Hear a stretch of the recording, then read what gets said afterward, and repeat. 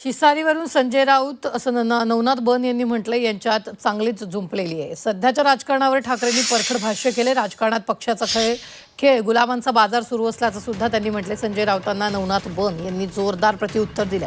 शिसारीची सुरुवात उद्धव ठाकरेंनी केली असं सुद्धा नवनाथ बन यांनी म्हटलंय. ठाकरे काँग्रेससोबत गेले नसते तर ही वेळ आली नसती असं सुद्धा बन यांनी म्हटलंय. दोघांच्याही विचारांची दिशा एकच होती की महाराष्ट्राचं राजकारण हे शिशारी आणणारं झालेलं आहे. इथे गुलामांचा बाजार भरलेला आहे. हे आम्ही रोज सांगतो, इथे गुलामांचा बाजार भरलेला आहे. म्हणून काही माणसाच्या मताला, विचारांना आणि जगण्याला काही किंमतच ठेवली नाही. सर्व काही पैशानं, तोही भ्रष्ट पैसा तोलला जातो.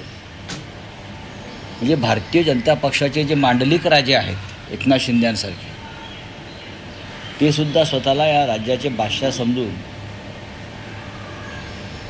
या गुलामीच्या बाजारामध्ये बोली लावत आहेत.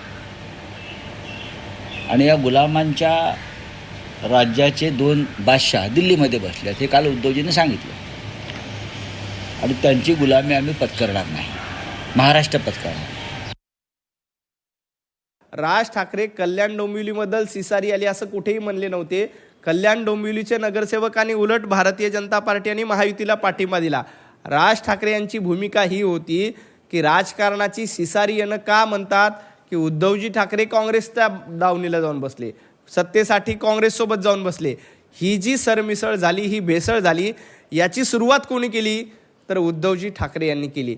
तो रेफरन्स देऊन राज ठाकरे यांनी उद्धवजी ठाकरे जे स्टेजवर बसले होते त्यांना सांगितलं की तुम्ही असं केल्यानंतर तुम्हाला कर्म का फल, जैसे ज्याचे कर्म तैसे फल देतो रे ईश्वर, तोच धडा राज ठाकरेंनी कालच्या भाषणामध्ये दाखवून दिला.